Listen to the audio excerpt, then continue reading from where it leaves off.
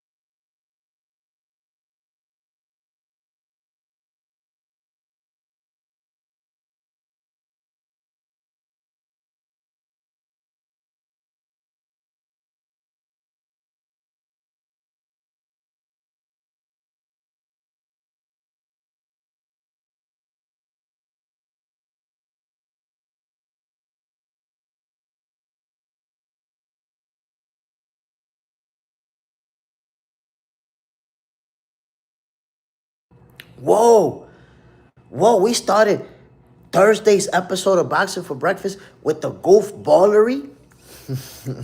Yo, check me out, man. Welcome to another episode of Boxing for Breakfast, where you get your healthy dosage of sweet science early in the morning. Y'all know what this is, man. We talking boxing, of course. The latest update with Tank Davis. We already know, most of us already know, that he is in custody. So we're gonna talk about this whole debacle of a situation. Um, First of all, man, let me say good morning to everybody tuning in. Y'all already know my peoples. Side in the building. John Parham, Clifton Dennis, underrated Will. The fellas already showing support this early. Toy Mafia. Yes, sir. I appreciate you guys tuning in, man.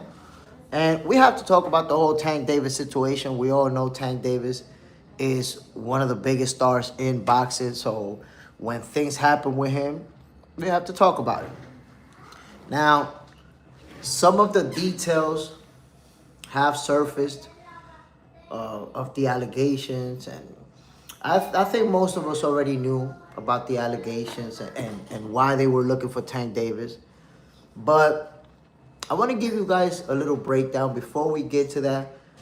Let's talk about the arrest, right? We all know that Tank had been on the run for the last couple of weeks. Miami PD have been looking for him because he has his home in Miami, but also they involved the U.S. Marshal in this search. There's been a lot of people on social media, including myself, suggesting that Tank Davis should turn himself in. If you want to get bailed, turning yourself in is the best way to approach it. He chose not to do that, right? So finally, they caught up to him, arrested him. We already seen the mugshot. The mugshot is out. Um, Obviously, it's another Tank Davis mugshot. Ultimately, it's crazy the way that it happened. Why is it crazy the way that it happened? Because we know that Tank Davis is obviously supposed to be hiding, supposed to be on the run, on the lam. Yet, he was caught in Miami's fashion district. I'm not sure if that's the case, but it seemed like he was shopping. Like, if you're on the run, going shopping is probably not the best thing to do. Let's see how this whole situation is gonna play out. But I want to give you guys a recap or some of the details, right? So check it out right there, real quick. And I'm reading it for you guys. Javante Tank Davis was arrested in Miami Design District on January 28th by Miami police and U.S. Marshals. Following a 2-week search, he was taken into custody for an alleged October 2025 domestic violence incident involving charges of battery, false imprisonment, and attempted kidnapping. I'm going to give you guys the scoop on this, man. This is crazy. And I'm going to give you guys the scoop. So, the girl that was Tank Davis' girlfriend, right? This is not her. She worked in the Tootsie. They're calling it a gentleman club. But in reality, when you hear gentleman club, you know what they mean, right? You know what type of club they talking about, right?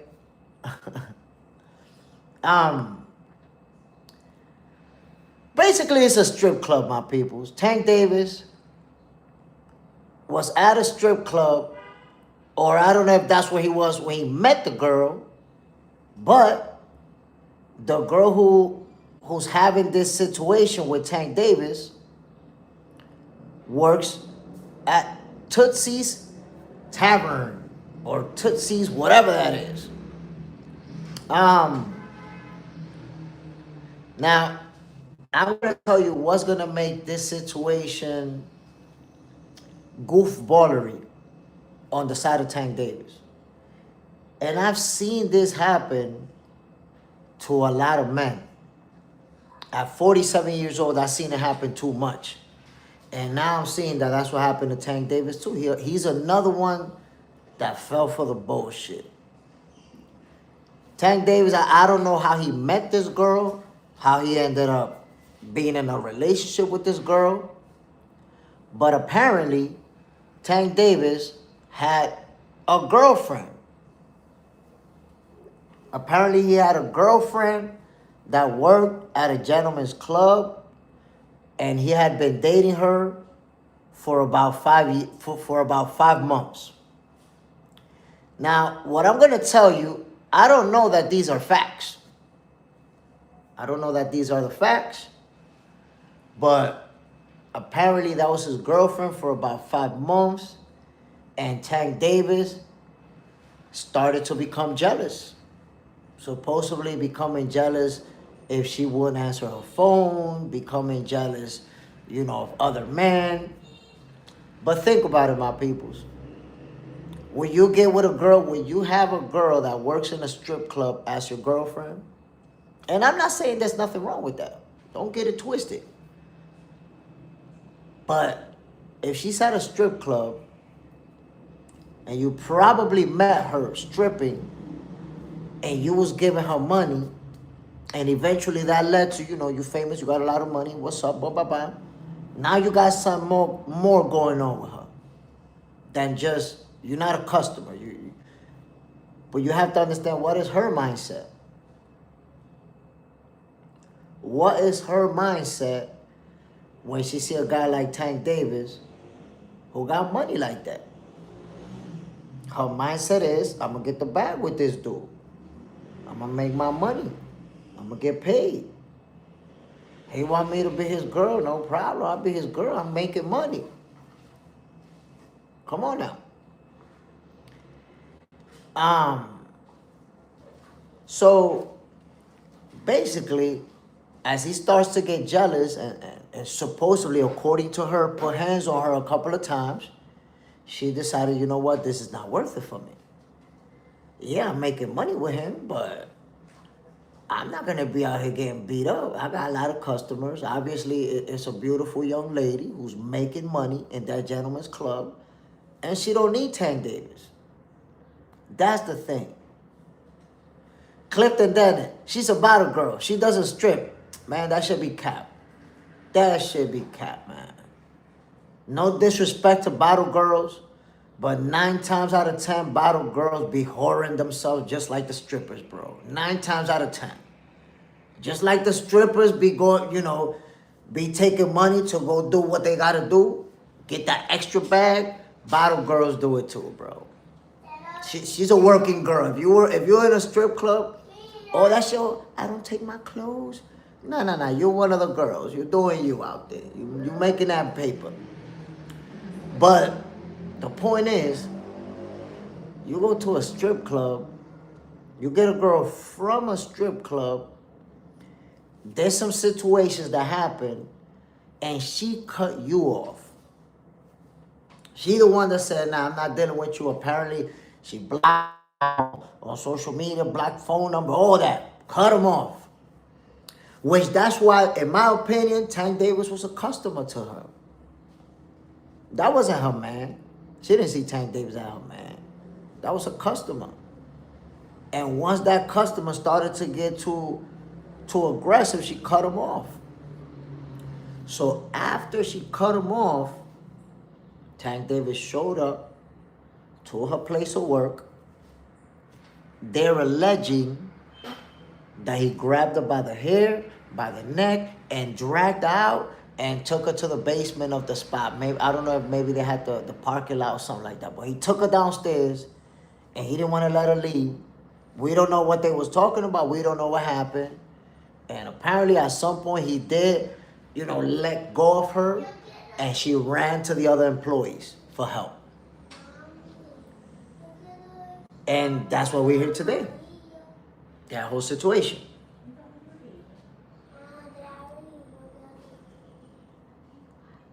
Ex-Puerto Rican. His so-called friends didn't want to tell him that because he would cut them off. I mean, I would have told him. Bro, we turn it into Captain Saberhole over here.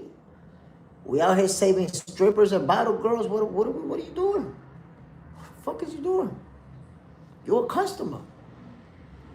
You is a customer. That's what you are. John Parham, she didn't actually dance on stage, but I'm sure she sat down with many men. Come on, bro. Have you been to... Because let me tell you something. One thing is a bottle girl at a bar, at a club, and one thing is a bottle girl at a strip club. I don't know if you've been to strip clubs, but I have. And them bottle girls provide the same exact service as the strippers. They might not go on stage and get naked and all that, but them bottle girls usually have a price tag too. And you can usually go to the back room with them, or you can usually have them leave with you. That's usually the case with the bottle girls, my people. If you've been to a strip club, you know what I'm talking about. Sorry, Jay Smith and Boxing and Chat. Bam, salute. So all that shit, no, she not a stripper. She's only a bottle girl. Man, listen. Come on now. If it's a female working at a strip club, I don't give a goddamn what position she on. 9 times out of 10, she getting that money on the side to do them extra duties. If not, she would have been a bottle girl somewhere else. No, she chose to be a bottle girl at a strip club because we know the extra money that comes in. But how do you get that extra money? We know. You got to give that gawk 5,000. You got to do little things here and there, and you get the extra bag. So basically, Tank Davis got himself a girl that worked in a strip club, started getting jealous, supposedly and allegedly put hands on her a couple of times. She cut him off. After she did that, he got really upset and went over there and did some other things. That's what we hear. If anything you should learn from this case, man, you don't go find a girlfriend in a strip club. Because when you find a girlfriend in a strip club, you know what's going to happen? She's going to be your girlfriend according to you. You ain't going to be her man. You're going to be her customer. And her mission is to get as much money as possible before this whole thing blows over. Before this relationship is up, I'm going to get as much as I can from you. That's it. John Parham. Hell, the lady in the kitchen cooking wings probably got a side hustle too. I'm telling you. Every female up in that strip club got a little side hustle to get a little extra money. Clifton Dennis, 9, 10 strippers are smashing. Sheesh. Maybe I'm a fool. Most strippers is smashing, bro. If you go in a strip club thinking I'm going to make a girlfriend and this girl's going to be faithful to me, your ass is cooked. The very next day, you're going to be calling like, boo, what we going to do after work? And she like, yo, I'm going to get out late today. Why? Because she's going to leave the strip club with a customer that's going to give her 2 racks to smash her. Anal. Clifton Dunn, if that's true, I need to look at them differently. Underrated Will. All of them now and days. I'm trying to tell you, bro. Listen, I'm putting it to you like this. I've had friends that worked in a strip club. I had a friend that I used to hang out with her all the time. Like, I used to stay going to her house. She used to stay coming to my house. And at the strip club she was kind of like a famous stripper and shit. And I got to go to the strip club with her at like 4 or 5 in the morning. 6 in the morning, like right after they close. And I got to go to the back with her, where they have like the bedroom for the girls, all the bedrooms. They had their own little salon in the back too, where they sleep at and everything. I got to hang out with them over there and realize, oh shit, goddamn, this how I really get down over here? Yo, in the morning time, 7, 8 in the morning, all them women is talking to their customers. And they customers is thinking, every single customer that they talking to on the phone, they thinking that they the boyfriend, they thinking that they the husband, all type of shit. You a customer. That's like if you go to a straight up whorehouse. Forget about a strip club. Think about going to a whorehouse where you just go, pay, have sex, get the hell out of there. Straight up whorehouse, right? How do you go there, smash, and then think, damn, this girl, she smashed me really good. She's really cute. I'm going to make her my girlfriend. I think she's the one. That would be crazy, right? But guess what? There's dudes who do that shit. There's some girl in a whorehouse who met a guy who's now her boyfriend, and she's still working in the whorehouse. Clifton Dennis. I know a spot where they do that, but I didn't know all the spots got down. So let me tell you why we can say all the spots don't get down. Because they don't do it openly. In fact, in most of the places you go to, if you're a customer, you can't touch the girl, right? Oh, no, don't touch her. You can't touch her, right? In most places. The most contact in most places that you're going to get is that you're putting a little money on her. Pop? Cool. You're putting a little money on the G-string and shit. But in most places, you can't touch her. We all know that. However, even though you can't touch her, she could do a lap dance on you. She could go to the champagne room with you. Man, you know how many Kazaks get sucked in the champagne room? So, ultimately, it's not a good idea to go to a strip club and try to get a girlfriend from there. Because she's always gonna be around men. If you think she's fine, if you think she's fine as hell, hello, all these dudes going in there think the same way as you. And it's not just that. You ain't the only baller going up in the strip club. You ain't the only guy spending a lot of money in the strip club. If it's a popular strip club, there's a lot of millionaires going up in that joint. There's other millionaires too. There's other men that can make it rain just like you and even more. And then, you know what's funny about strippers? I'm going to tell you something funny about strippers. Let me put y'all on, my peoples. Because I used to be hanging out, with a famous stripper. Like, the stripper that I'm telling you that was my peoples, she was like the famous girl in that club, the most famous. Like, when she stopped stripping, me and her went over there a couple of times. Well, she took me. Like, let's go hang out at the strip club. And, I shit you not, my peoples. We would walk in there, and the DJ right away would grab the microphone and be like, oh, shit, such and such is in the building. Oh, my God, such and such, what's the deal? We would sit down, a free champagne bottle, a free bottle of this, a free, then the owner would come, what's up, what's the deal with you? What you want to drink? I got this on the house. Like that type of shit. This girl was the shit. And let me tell you something interesting about strippers. A stripper will take that millionaire's money, take as much money as she can from that millionaire, and spend it with a broke-ass nigga from the block. The millionaire, that's the custody. That's the customer. Tank Davis is the customer. She take her money and go buy weed for a broke-ass nigga, go smoke with a broke-ass nigga on the block and hang out. She'll spend that money that she got from a millionaire with a guy who can't even afford to pay for a hotel room.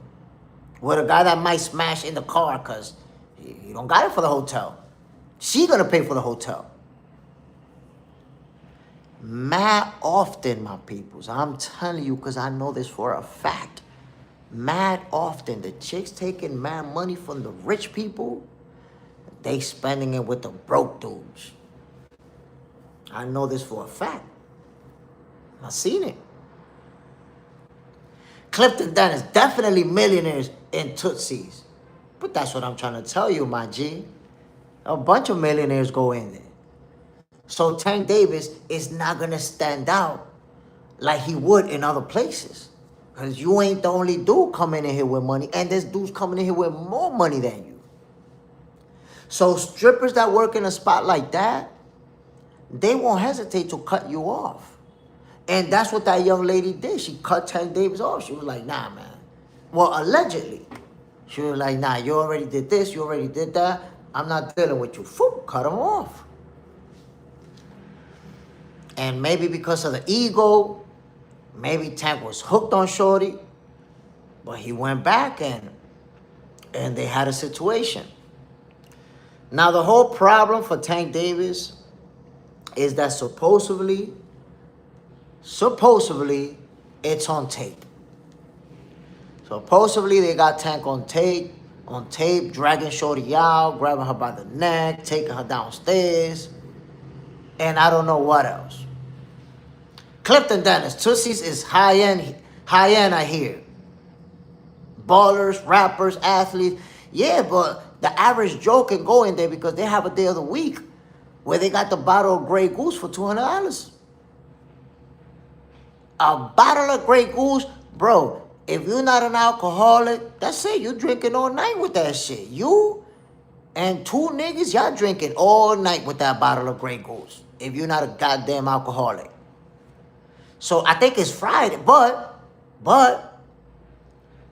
that's on the days that the ballers is not there. Like Thursday and shit.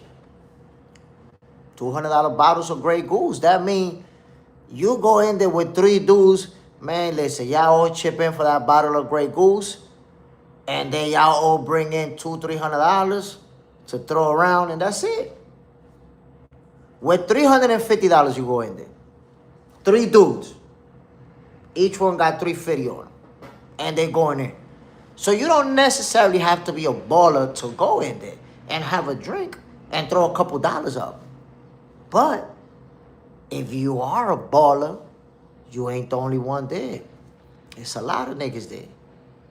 So the moment one of them women feels like you acting funny or they don't like what you're doing, or they're going to cut you off because there's the next dude to go around. Now, there's men that go to the strip club to have a good time and to try to show off, like, I got more than you. You know, when they have them battle, let's see who's going to make it rain more, which is stupid as hell. But the bottom line is, these women are working. They not looking for a boyfriend. They not looking for a husband. They not looking for the right one. It's not about that for these women. Because I've met these women. I've hung out with these women. I've been in the back with these women when they was talking to them suckers. Yes, Daddy, I miss you so much. Of course, Daddy, I'm not talking to anybody. And they believe it. Yo, I met a stripper who lived in a motherfucking penthouse. Here in the Dominican Republic. She lived in a penthouse that paid like $5,000 a month in dollars. Yo, $5,000 here in the Dominican Republic is a shitload of money. And she lived in a penthouse that paid that much money, and her husband was in New York. Balling out of control over there in New York. And that's his wife. Bitch is a stripper. Literally met her at the strip club and got her a penthouse and allowed her to keep stripping. Make your money, boo. Cool. Just be faithful to me. And I got to see shorty fucking with a dude that didn't even have a job, that will call her, yo, ma, send me $100. Yo, ma, send me $50. Yo, ma, I'm broke. I need this. So the money that dude was sending her from New York, she was spending it on her real boyfriend. She was spending it on the guy. Because here's what y'all gotta understand. Strippers do not fall in love with customers. Strippers do not fall in love with guys who go to the club. Because they already see, damn, this nigga's at the club looking for hoes. Fuck, I'ma fall in love with you for. So they're always going to see men that go in that spot differently than those men see them. Every once in a while, some Captain Saberho is going to show up like, yeah, I could change your life around. And it could be different if you get with me. And she might play along like, yeah, Daddy, yeah, you could do that. But in her mind, she like, this goofball over here in the strip club feeding me this game. My peoples, don't try to feed no game to a stripper. A stripper done heard it all. She already had the millionaire that told her, I'm going to take care of you, and smashed a couple of times and never called her again. She already had the millionaire who walked in and told her, I'm going to give you the stars and the moon and everything around them. And the following day, she heard him telling that same story to another stripper. Don't think you could game a stripper, my peoples. You can't. Underrated Will. Yeah, I got a homegirl named Amani. Look her up. She 23. My homegirl be up in here in Baltimore. Got her audition on Baddies. She got the bread. Moving Mary and Rich Guy in Trinidad. Man, they get it, they look out. They be getting it. Strippers be making real money and they be getting with ballers and they be getting with millionaires. And they be. So you think you're gonna come and spit game to a stripper because you got money or something like that? It's not happening. Underrated Will. Gotta hit the club now, Jay Smith. Clifton Dennis. As we should look at them, the same dirty showbiz. Listen, man, what you have to understand, that a strip club is for entertainment purposes. Okay? You're supposed to go to the strip club to entertain yourself. You see, I've gone to the strip club. It's been a long time, to be honest. The last time I was in a strip club, like at least 7 years ago. 7, 8 years ago, I remember I went. And if I go to a strip club, I'm going over there to look. Just to look. Just to have a good time, looking at the dancers and all that stuff, all the antics, everything that's going down.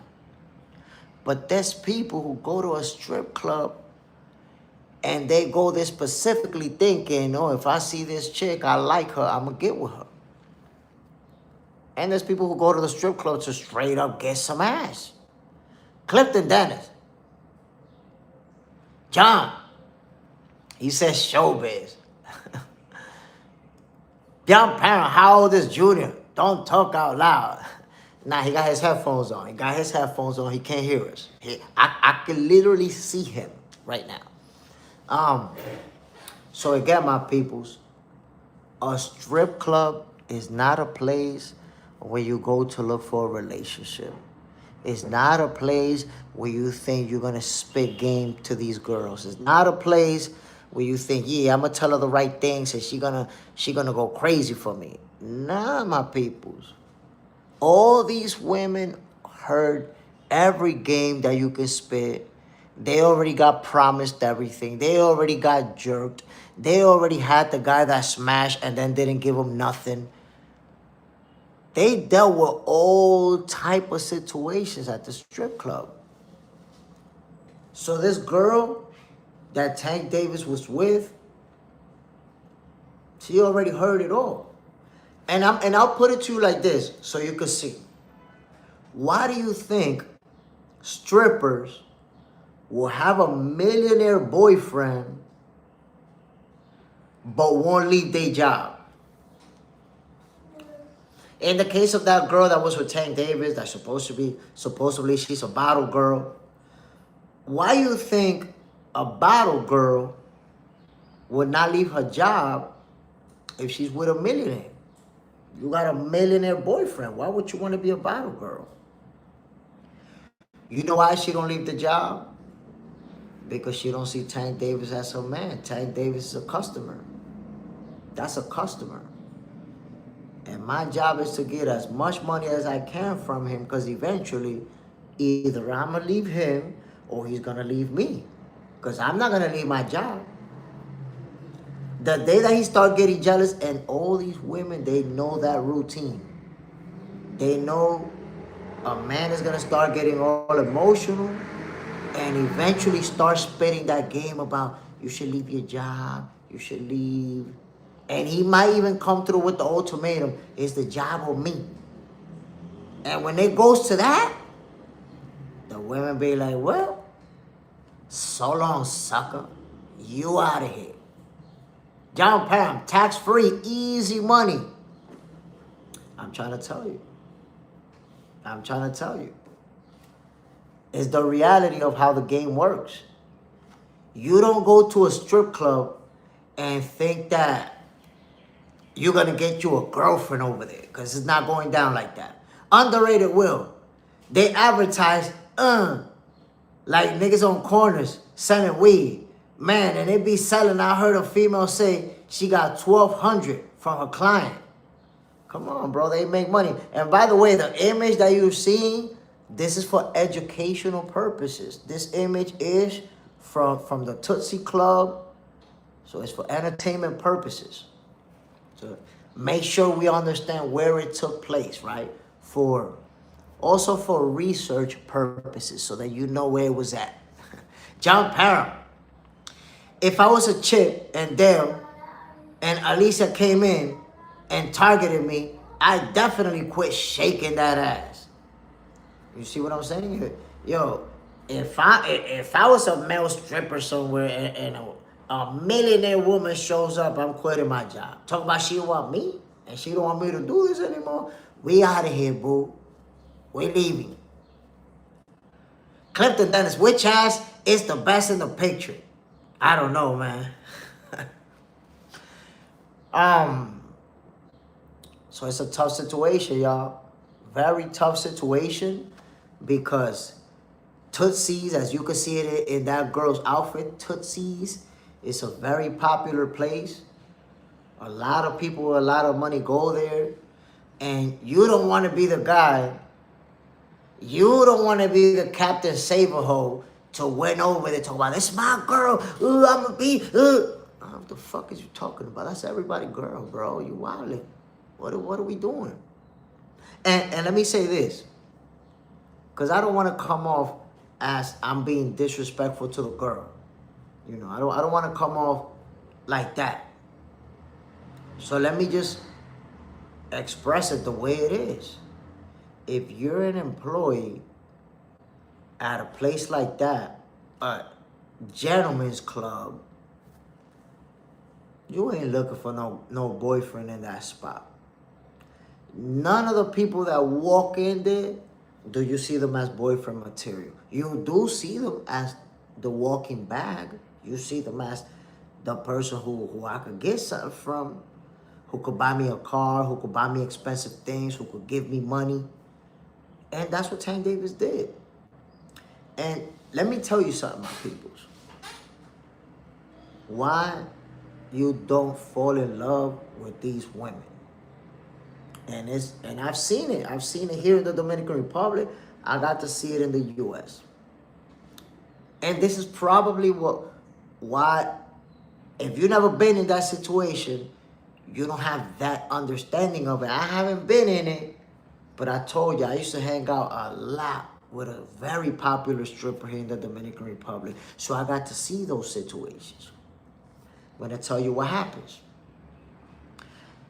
So I see men who meet a stripper, right? Remember, Tank was supposedly with this girl for 5 months. 5 months where this girl was his girlfriend. Not a stripper, a girl that does bottle service at the strip club.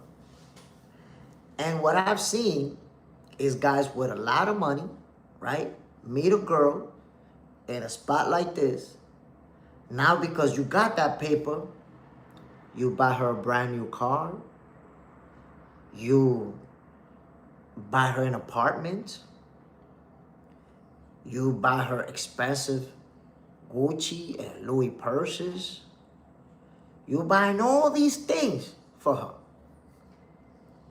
But after you done spend 100,000, 200,000 on that shorty, you find out that she's smashing with a pizza delivery kit. Because you never understood that the pizza delivery kid is the guy who she like to smash. But you the guy with the money, so she rocking with you. But on the low, she's smashing that kid still. So what happens when men find out I done spent 100, 200,000 on this chick and she smashing homeboy over there? They be going crazy. They be acting like Tank Davis allegedly acted with Shorty. I seen that a lot. Matter of fact, here in the Dominican Republic, yo, I seen dudes killing strippers. A bunch of dudes that killed the stripper. And they were like, damn, why are they killing strippers? And then when I started hanging out a lot with my friend, I realized what happens. These dudes spend hundreds of thousands of dollars, and they find out that they was never the boyfriend. They was never the husband. They was never the main guy. They was just the back for this chick. Because that's the one thing. A stripper will tell you what you want to hear if she trying to get paid. If you want to hear that you're the boyfriend, that she's faithful, that she loves you, she's going to tell you all that. If you giving her the badge, she's going to say what you need to hear to make you happy. But then this shit is going to hit the fan. How are you going to react? There's men out there, they found out that the stripper girlfriend got a boyfriend herself. They're like, oh, well, I don't care. Whenever I pay, I get mine. But then there's men out there that's like, I spent all this money and she got somebody else. She got some broke dude living in the apartment that I bought her. Oh, nah. Oh, hell no. And there you see it. They pull a Tank Davis. Underrated Will. Then he spent that bag first. And that's the dumbest impression. John Parham tricking at his finest. But that's the thing, John Parham. Sometimes men is tricking and they don't even know they tricking. Because that's my girlfriend. You know, if it's your girlfriend, you're not tricking, right? You think that's you. Then you find out you a trick. It looked like Tank Davis realized he was a trick and he snapped. John Parham, bro, be thinking she's like pizza. Nah, it's the breadstick. The Hydro Grind, salute my brother. B-Score, sometimes they be Transformers. Oh, nah, listen, them Transformers be getting killed out here in the Dominican Republic. They be getting killed. And let me tell you something. If somebody got AIDS, right, you know that it's a crime for them to have sex with somebody without telling them that they got AIDS. That's a crime. You go to jail for that shit. Well, if you're trans, it should also be a crime to have sex with a man without telling them that you're trans. Because trans, they getting killed for that shit. Don't be fooling somebody into sex and lying about you being a goddamn man, a dude. I understand you see yourself as a woman. I don't see you as a woman. No man is going to see you as a woman in bed. Don't be fooling people. You put your life in danger doing that. Underrated Will. Hey, Chad J. Smith. Or you Shakur Stevenson going to be mad if Teofimo upsets him. I mean, I'm not going to be mad. I already know what's going to happen. I told you what's going to happen. Teofimo is not going to win that fight. All the respect in the world, he's one of the best in the game, but he got Shakur Stevenson in front of him. That's just the reality. So, my peoples, there you have it. We already addressed the whole trans situation and the whole stripper situation. And all I could tell y'all, when you walk in a club and you see this, do not be thinking that you're going to fall in love. Do not be thinking that you're going to be spitting game. Do not be thinking that maybe if I say the right thing, she's going to rock with me. Because these women are already well educated on how men act with strippers. They already heard every type of game that you could spit. They already know all of that. So Tank Davis, to be honest, he made a mistake getting in a relationship with a girl that worked at a strip club. And whatever transpired led to him acting crazy. And it's like I told y'all, I've seen it before. Dudes get with a stripper or with a bottle service girl, fall in love because this is my girl. But then one day, they calling and she with another customer. She taking care of another customer. Now you want to be mad because you bought her a car or you bought her an apartment or whatever you bought her. And this is where it goes. This is where it leads to. William, I see this as a 60-40 fight in favor of Shakur. But gonna have to fight to win because Tio's gonna push him. It's gonna be a good fight. It's gonna... Underrated Will, she got a hella customer. Bro, the Tootsie's Gentleman Club is known for having millionaires going over there. Millionaires. Now, let me tell you guys something interesting. You may recall that Tank Davis was talking to academics. Y'all remember that? He was going back and forth with academics. Academics posted that, let me see what he say, that the U.S. Marshals was looking for Tank Davis. Then Tank Davis went on Twitter, I think, and posted the academics. It's a goofball. What a horrible mistake. And I'm going to explain to you guys why. My peoples. Let me explain to you something. When they put out that warrant on Tank Davis, they genuinely didn't know where he was at. They was looking for him. They was trying to catch him. No clue where he was at. Which is why they had to involve the U.S. Marshals. The U.S. Marshal got involved because they didn't know what state, what city he was in. Even what country. It could have been outside of the U.S. How did they catch him?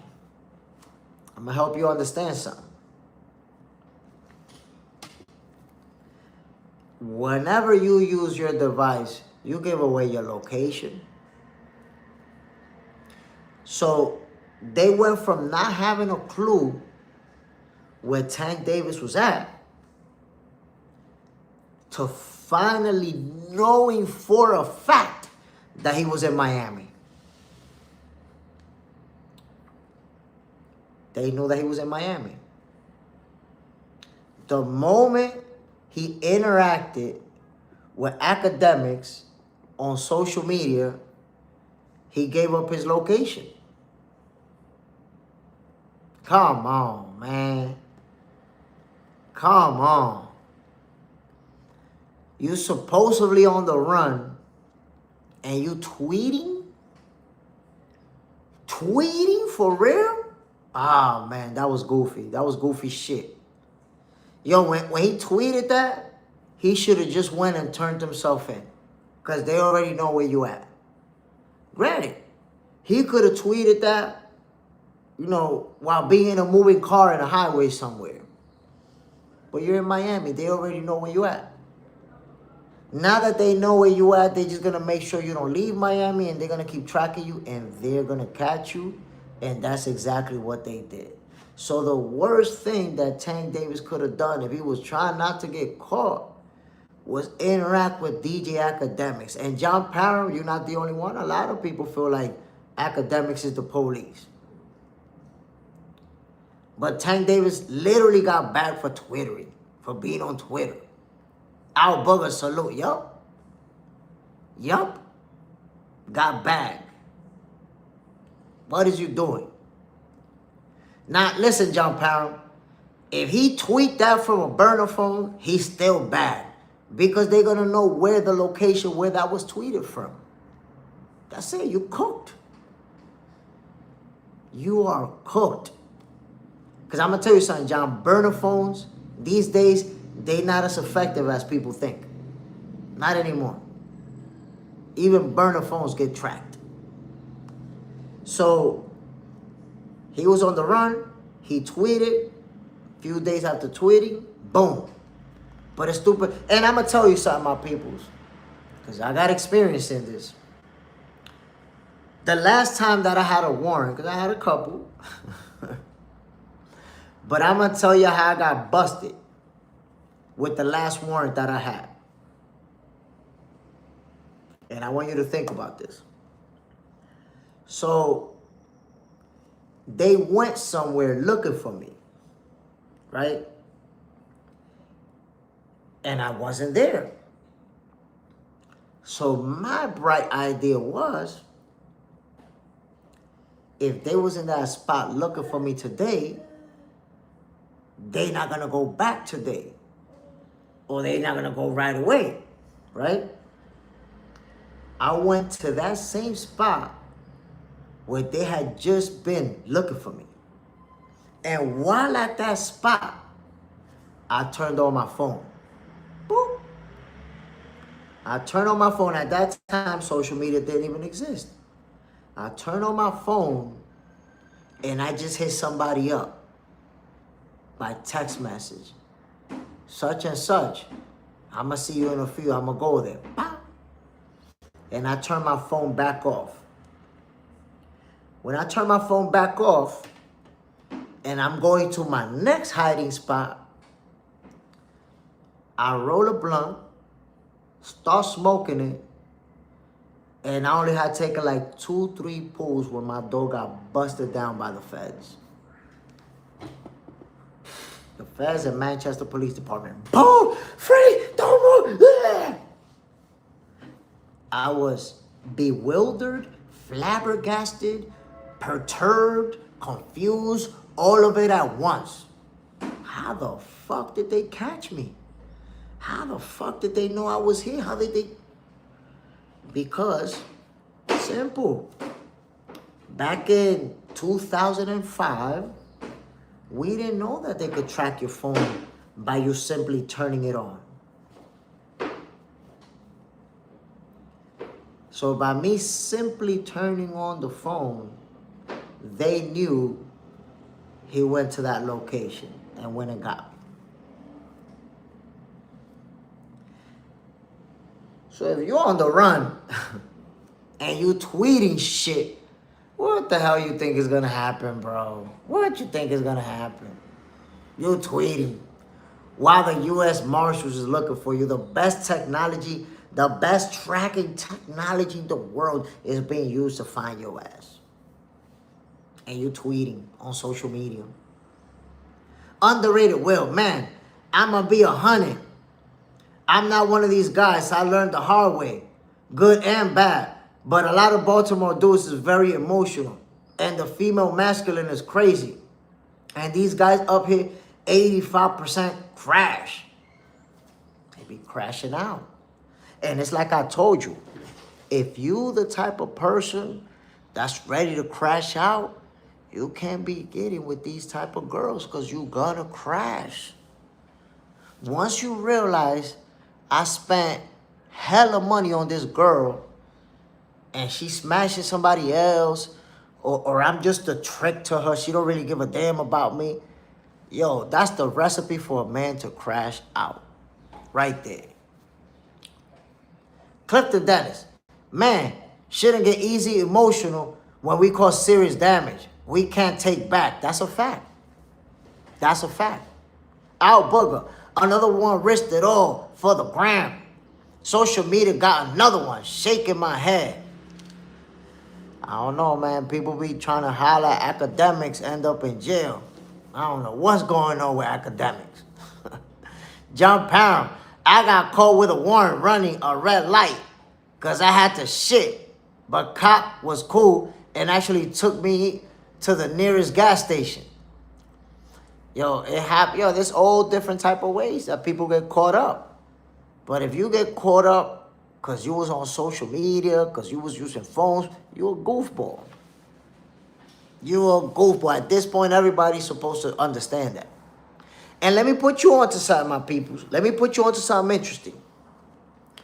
For a while, I worked for a very, very big, very important company, which I can't name because I work for them through a third party. So when you work for a company through a third party, you don't work for them directly. A different company hires you, but really the work that you're doing is for that company. And I want you to understand something. Everything that you tweet, everything that you post, every voice message that you sent, every piece of information that you do it via social media or via the internet is saved somewhere in a server. Everything that you ever looked for is saved somewhere in a server. If you posted one of them goofy ass pictures with a gun, look at me with my gun, and then you deleted it, you only deleted it from your profile. But it is saved in a server. You cannot erase anything that you have already posted. There are places, let me explain to you something. Imagine a football field, the size of a football field. There are places that are the size of a football field, and the only thing that is there is servers.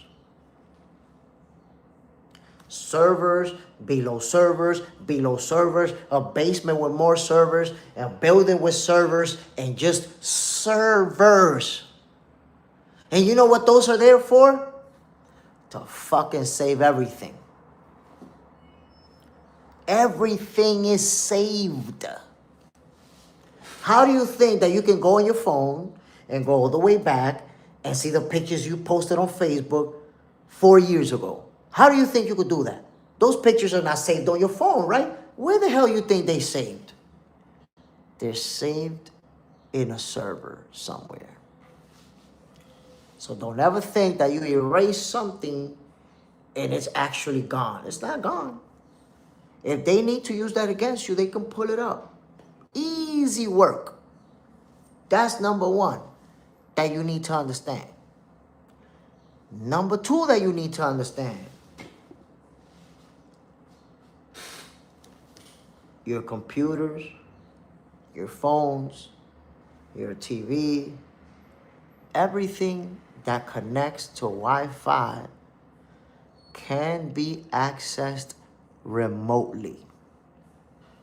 Do you know what that means? Do you understand what that means? If I can access your phone remotely, I can turn on the camera on that phone.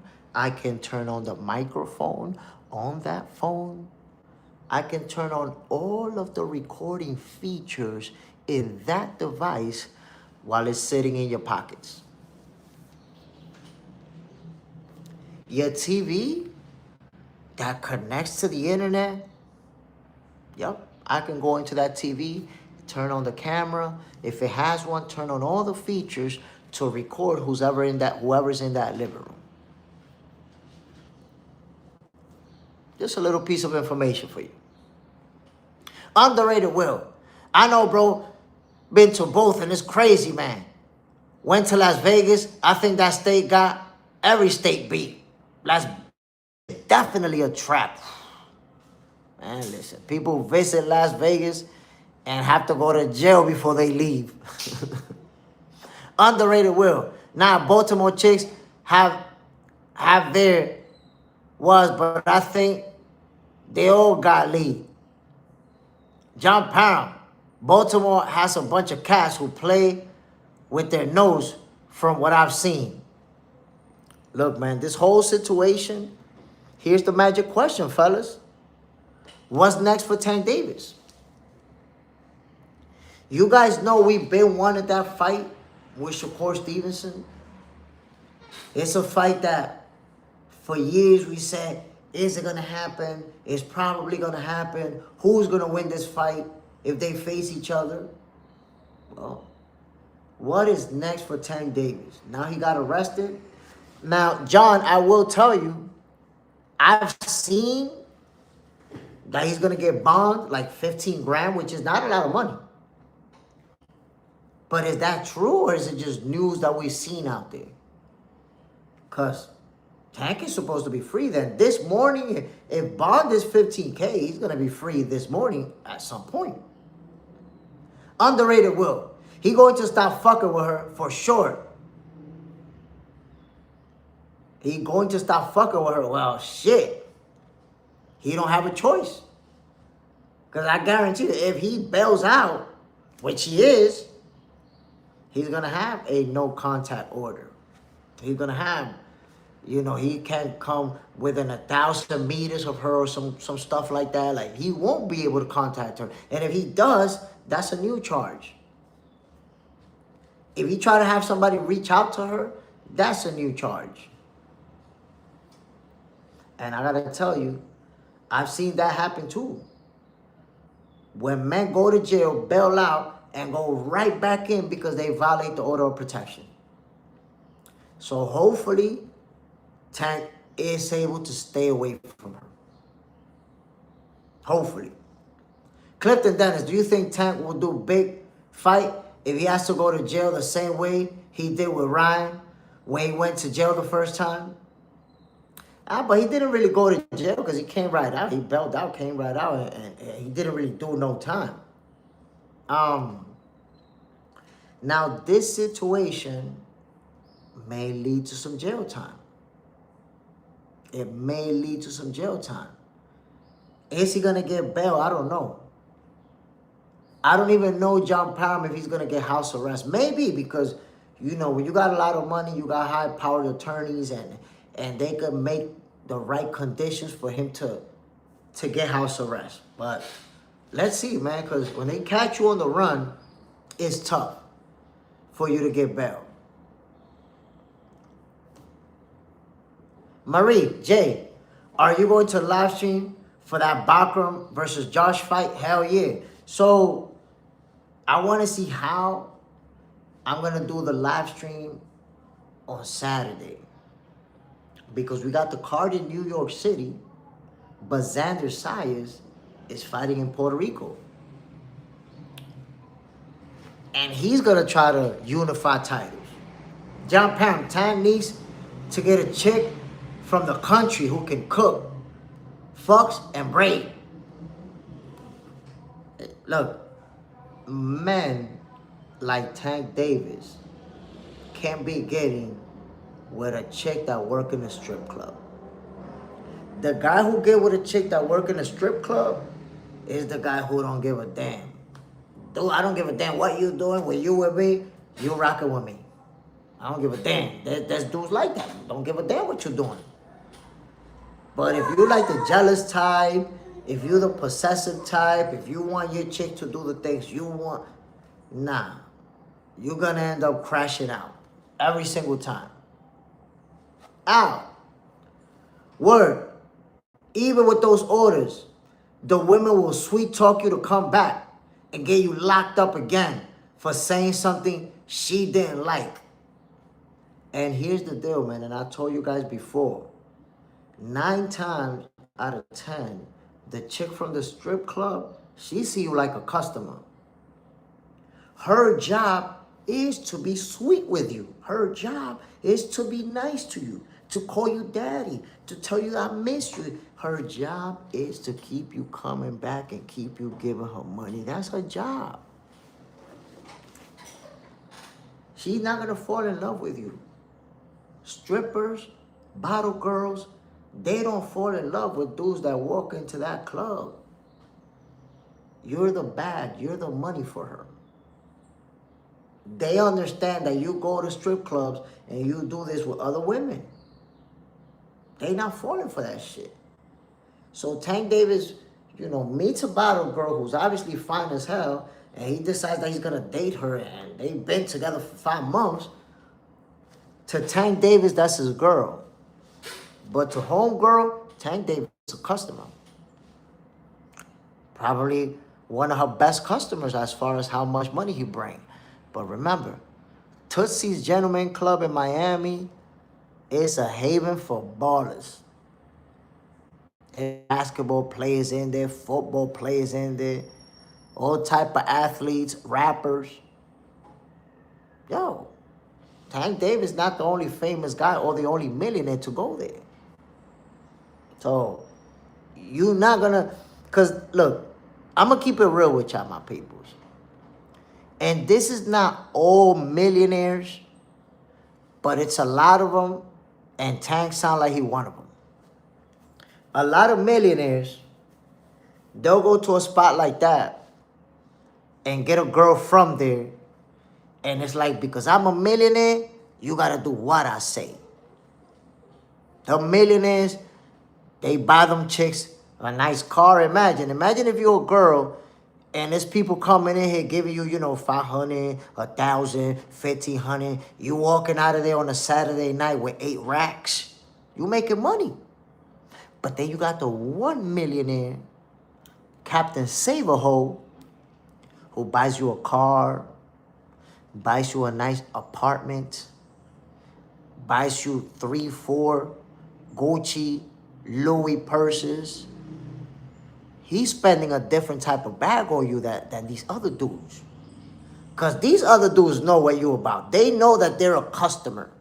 So they go in there, throw a little 500, throw a little grand. That's a nice amount of money. But they're not going further than that. Captain Saberhole, though, is going to buy you real expensive shit. So now Captain Saberhole is going to start feeling like you got to do what I say. When I call you, you better pick up that call. Let that phone ring only once and pick it up when it's me. When I tell you don't work today, you're not working today.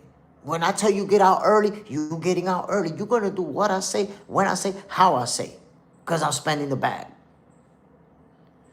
And at first, these chicks, they go along with it.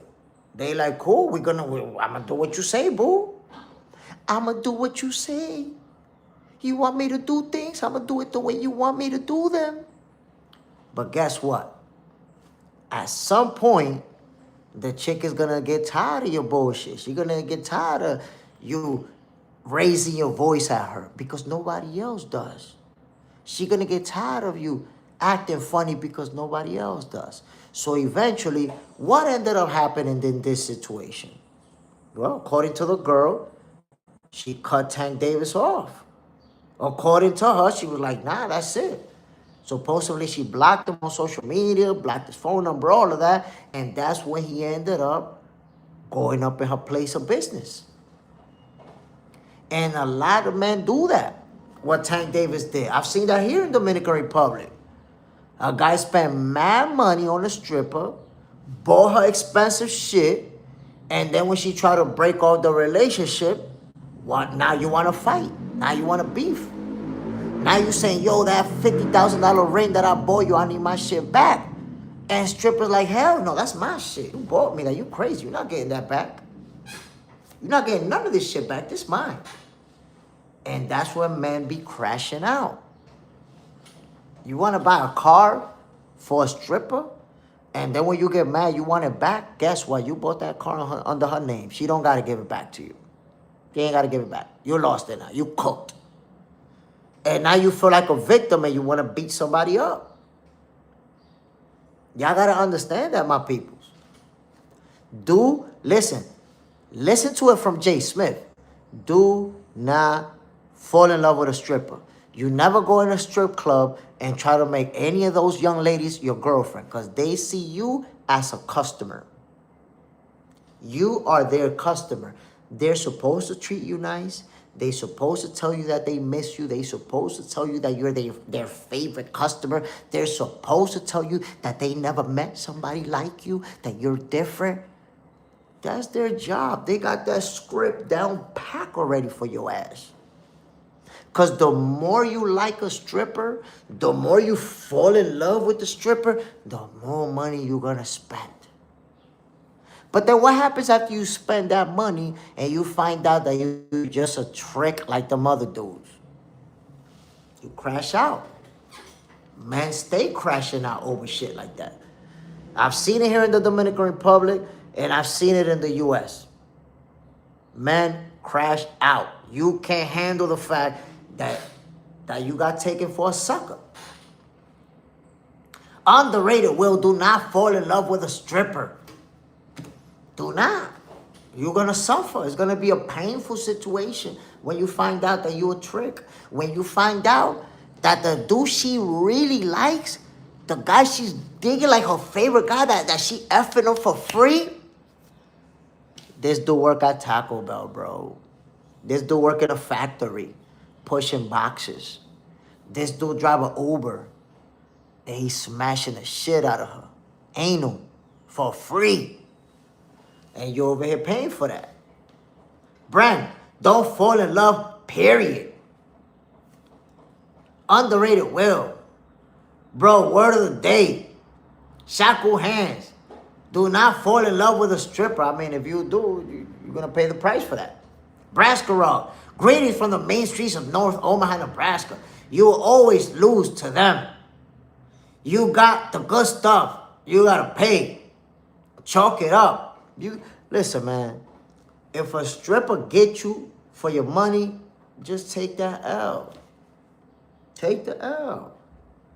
Because that's the one thing. A lot of men don't know how to take a L. They like, oh, I'm going to take a L. I'm going to beat your ass. You made me take this L. Nah, take that L. If Tank Davis would have took that L, he wouldn't be in jail right now. He wouldn't be dealing with this legal situation. Real talk. John Parent, Uber, bro, dropping off the wood. I'm trying to tell you. I've seen it so many times. The stripper is taking the money from the rich folks, and then she's smashing the broke dude from the block. That's the guy that she like to smash. You the guy just for the money. Strippers already have that mindset that if you walk into my place of business, you just a dude, you a trick. That's what you always done. That's what you done before you met me, and that's what you're gonna do after. You a trick. So all I'm gonna do is play along like I got feelings for you and take as much money as I can from your trick ass. And you over there all emotional. Answer my call. When I call you, you better take that call. You're a goofball and don't even know it. B-Score. Y'all mean current stripper or retired stripper? Don't fall in love. Oh, wait a minute. Wait a minute. Let's clarify that. Once a woman retires from stripping, she becomes a regular woman. That's it. She becomes a regular woman. So, yes, she can fall in love. Yes, she can even turn out to be a great wife. I'm telling you, that's a fact. Matter of fact, yo, I'm going to put it to you like this. This might sound crazy, but sometimes an ex-whore is the most faithful woman you could meet. Believe it or not. You know why? Because she's already lived that life. She's already did it with a bunch of dudes. And now, she just want to calm her life down. Now she just want to live differently. So now she get a man who's treating her nice, and she won't trade that for the world. I've seen it. I've seen it. So don't think that because she used to be this, she could never be good. That's it. Nah. That's cap. That's bullshit.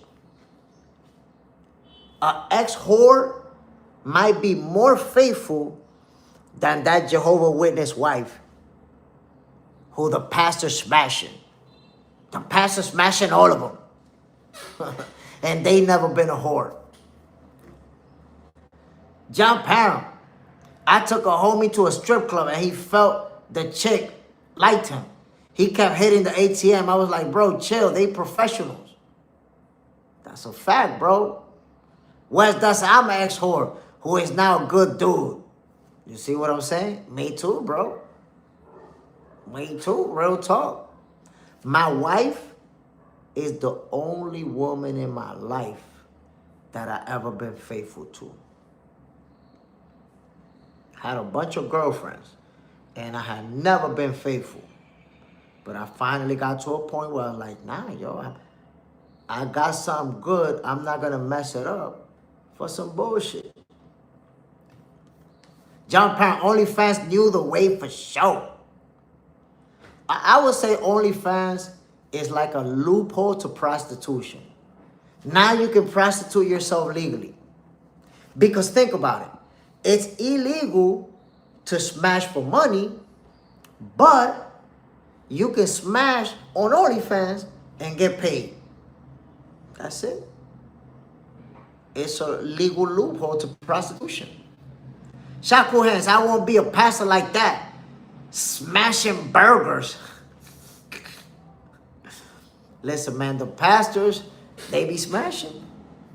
They be smashing all them sisters. If they not abusing the little boys, motherfuckers. Out booger. A lot of times the strippers and whores be the salt of the earth type chicks. Because here's the thing. And it's like I told you, I knew a girl that was a stripper, and I spent a lot of time hanging out at her place. She hung out at mine. We went to the strip club together where she worked. And if you really get to start meeting strippers, oftentimes it's just regular women who found a way to make money when they were struggling and say, okay, this the way right here. It's regular women. And some of these women are good-hearted women, good women that do good things, that help other people, that look out for friends, that actually do good shit with their money. Yo, I've seen strippers help a friend go through college. Like, yo, I'ma pay so that you don't have to drop out of college. Keep going to school, girl. You got talent, I'ma pay so you can make it. But it's like I told you, it's common to see men fall in love with a stripper and then crash out. Completely crash out. Why? Because they realize that when they find out that they're the trick, you've been pouring your love to her, and then you find out that you've been getting played. Every man can't handle that. There's dudes out there like, oh shit, this bitch been using me for my paper, man, get out of here. I'm not dealing with you anymore. That's the right reaction. But there's also them dudes that's like, oh, you've been playing me. Oh, I'm a trick. And they react in a violent way. Simple as that. Unless, Mr. Smith, we was wrong. He went under 3 months.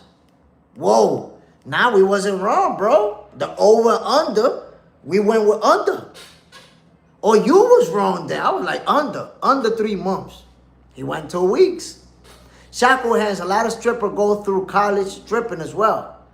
Like I graduate this year. Yeah, it's true. That's a fact. See, the thing is, there's also a lot of strippers who get into that profession with the plan of using that money for something. But then they find out that they're making a lot of money and they forget about that something. Some strippers like, yo, I was going to college to be, I don't know, a beautician, a dietitian, I don't know, whatever they want to be. And then they're like, shit, but stripping, I make more money than that. I wanted to be a veterinarian. Fuck, I'm going to be a veterinarian for when on Saturdays I'm walking out of here with 8 racks. And they forget about that profession that they wanted because the money's so good in stripping. Bisco, Miami Strip Club and Southern Chicago or Bronx Strip Club are not the same. Now, they're all different. Depends. It's a whole different culture depending on where you at. Brascaro, you was wearing punk sweatpants. Was he wearing? Yeah, he was wearing some sort of, I don't know what the hell was that, to be honest. But he was in the fashion district. Look at it right here. Look at the image. That's Tank Davis right there with the red sweatpants and the big ass fashion boots. My peoples, we've been at it an hour and a half, only 20 likes. Come on, man. Let's stop with the ghost watching. But I told you guys before, Tank Davis, for whatever reason, decided to hit DJ Academics on social media. And he was bound to get locked up after that. Once he hit Academics up, they knew he was in Miami. So it was only a matter of making sure he don't leave. And apparently he was shopping when they caught him. It's like, God damn, yo, you got an active search warrant out on your arrest. You're on the lam. And you're shopping? They call you shopping? That's crazy.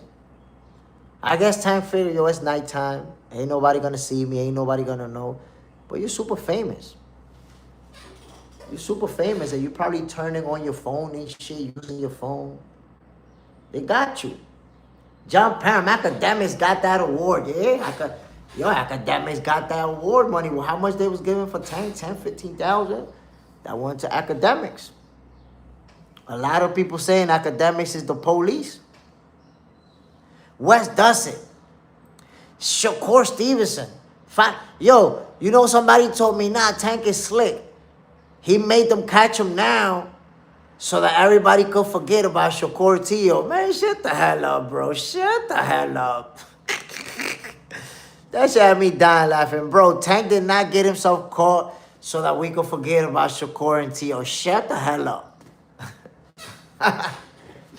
Underrated Will. Yo, I need a 4-leg or 3-leg parlay. Chat, what's y'all prediction?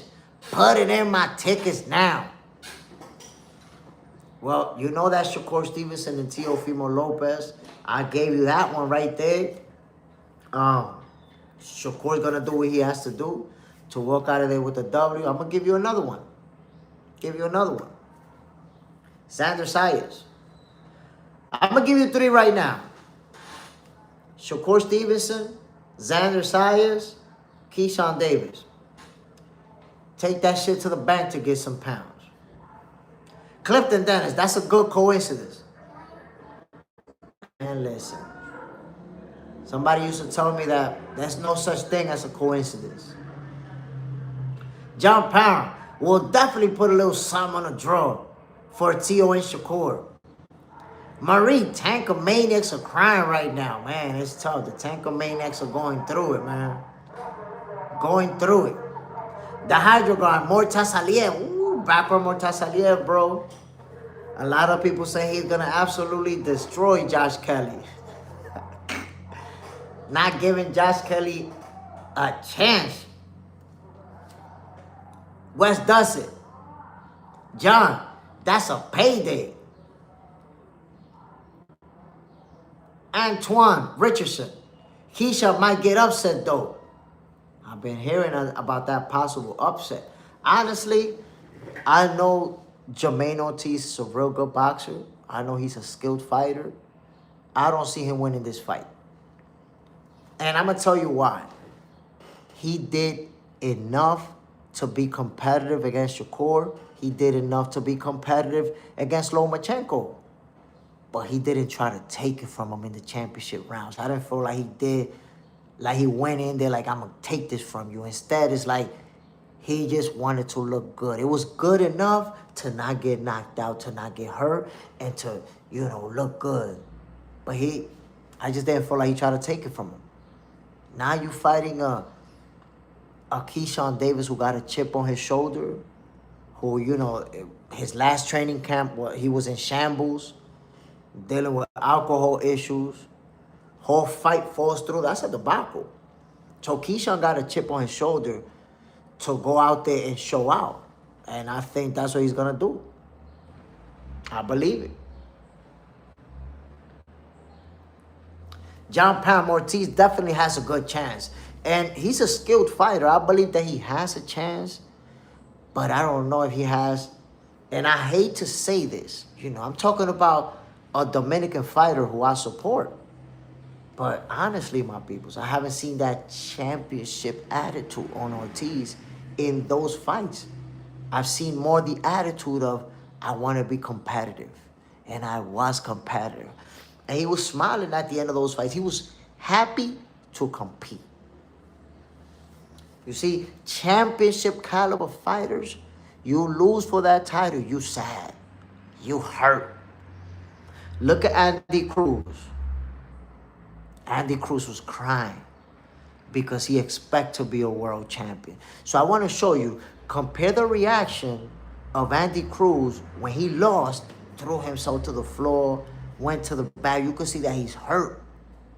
To the reaction of Jermaine Ortiz when he lost. He was smiling, he was happy, enjoying it, that he did good. That's not that championship mindset, my people. That's not how I see it. The Hydrogram, bro, I'm telling you, Ortiz is focused. You could be focused all you want, but I'm telling you, you know, the 2 fights that he fought, those 2 champions, he was happy at the end. And I didn't like that. I don't want to see you happy right after you lost. Because then it told me you was just happy to be there. I want to see you like I saw Andy Cruz taking that L. Hurt, upset, crying. That's a different mindset. When you lose and you react like that, that's a different mindset, my peoples. Clifton Dennis, I don't know what's going on with Keyshawn's mind. He's a tough guy to read one day. He's great the next day. He wants to kill himself. I mean, you know, when you're going through mental health issues, it happens. But dealing with things mentally doesn't necessarily mean it's going to translate to your performance in the ring. Because remember Ryan Garcia before he fought Devin Haney? He was all over the place. We was already saying, yo, Ryan Garcia, he not even going to make it to fight night. They're going to have to cancel this. And he showed up and gave Devin the beating of a lifetime. The Hydro Grind, this key first fight after all the madness. First fight in his new weight class. First fight without Bomac. Underrated Will. I think Ortiz has a bigger chip on his shoulder. But keep it a buck. Who won it more? I wouldn't say he has a bigger chip on his shoulder. He don't have anything to lose because he's never been a world champion. He's the underdog. He's expected to lose. So if anything, he's the guy that's coming in more relaxed into that fight. Because like, if he loses, it's not going to be a big deal. That's what people expected. Now, if he wins, it's the win of a lifetime. West Dustin, Keyshawn going to be drunk and heavy. I don't know, man. I don't know. I think we're going to see, once again, the best version of Keyshawn Davis. That's my take. Based on everything that has transpired, that's what I'm expecting to see. The Hydro Grind. Write Keyshawn Davis on YouTube, and you see him in like 100 different channels giving interviews and laughing. John Parham, Hydra, all good points, plus acting up after Andy lost worries me a little. You see, honestly, I didn't like that. I'm going to keep it a buck. I didn't like his reaction when Andy lost. You know why? Because it almost seemed like he was relieved. Like, oh, I'm not going to have to fight you. You lost. That's what it felt like. Look at Devin Haney when Ryan Garcia lost to Rollies. Devin was disappointed. He was upset. He won. He was rooting for Ryan to win that fight. So Keyshawn, him being happy and celebrating, that wasn't a good look. Antoine Richardson, Keyshawn is not the Crawford camp. Is not with the Crawford camp anymore. He's not. Not with Bomac, not with any of them. He actually said it himself that he cut the whole team off and is starting fresh. I seen him in training camp with Shakur, so I'm not sure if he's with Willie Moses or who's his lead trainer now. I don't know, to be honest. The Hydro Grind, he was in Vegas up until like 3, 4 a.m. clowning Andy Cruz in a different time zone. Ortiz been in New York working. Those are good points. Those are good points. Shakur Hands, keep acting up. Or he back with the original team that he was with. There you go. Familiar faces. Clifton Dennis. That's what I mean with Keyshawn. He's weird. I mean, you know, he's just a guy that has gone through some stuff, bro, mentally. And it's affected him. But it's like I said, man, he got a chip on his shoulder. Once you've been at that level, he finally accomplished, you know, becoming a world champion, and you lose that title on the scale, and now you lead the division, you got to prove yourself. Of course, from 135 to 140, it's going to be a lot easier for him to make weight. So we can expect him to make weight. How is he going to perform in the ring, though? That's the question mark. In my case, he's over there training, sparring, and doing all type of shit with Shakur. I expect him to be on point. I expect him to do what he does. If Jermaine Ortiz can pull off the upset, is going to be, you know, not just a major upset, but his stocks is going to skyrocket. Boom. Jermaine Ortiz will probably get a title shot next. If he wins that fight, he's getting a title shot next. MS, salute family, bam. Clifton Dennis, he gave that title away because he's weak. He ducked the Dominican De Los Santos because he's weak. He tried to fight all right for beating up his brother because he's weak. I wouldn't say weak at all, my guy. And I'm going to tell you why I don't say weak. Dealing with mental health issues is not weak. It's normal. It's just that, you know, society expects us to hide it. We're supposed to hide it. Men don't cry. Man, just the other day I was crying. Just the other day I was crying over some bullshit that wasn't even a big deal. So I don't think that he's weak at all. I think, you know, I would say he's emotional. Being emotional is not weak. It's human. He's a human being. John Parham. Wes. All jokes aside. You be doubting your thing with them. Wes. Did you hear Billy got elevated to full champ? Got elevated to full champ because Mauricio the dummy Sulaiman, all he wants is Canelo to get a title shot. The same title Crawford had, they gave it to Billy. Now they're going to say, look, Billy, you got to fight Canelo. That's your mandatory. That's the reality. They want Canelo to have that WBC strap no matter what. What can I tell you? The Hydro Grind. People can pay me to see School, and I'm not watching. Look, man, William School, he's a fighter who, Cuban fighter, that style, that footwork, that movement. His fight with Canelo wasn't exactly the most entertaining. Well, Clifton Dennis, bro, I got 1 million and he's crashing out. God bless him. There's people like me and everyday people struggling to pay their bills to get out of here. Keyshawn. So you have to understand that money doesn't change certain things. When we don't have it, we're not millionaires. But I heard it from millionaires and I've seen it from millionaires. People think millions of dollars is going to solve everything. If you got millions, you good. But it's not. It's actually going to bring you a different set of problems. So if you're struggling to pay bills or if you're struggling with financial stuff, those millions are going to help you relieve that stress. But now what about the new stress that's going to come into play? Everybody trying to be your friend for your money. Everybody needs money. Everybody needs something. There's people that feel like they're entitled to some of your money. There's people who's not going to talk to you because, oh, look, man, I got to pay my car notice. And you're like, nah, I can't give you that. Now they an enemy. Now before you know it, because you got money, you got enemies that would have never been your enemies. But now you got money, so you got to deal with that. So there's a lot of shit that comes with that money that also going to bring you stress. So you're not going to have the stress of your cable got cut off or your light bill about to get cut. You're not going to have that stress, but you're going to have different stress as well. Clifton Dennis, some days I want to crash out, but I can't because I have a family relying on me. But it gets difficult. I got to deal with it. You see, it happens.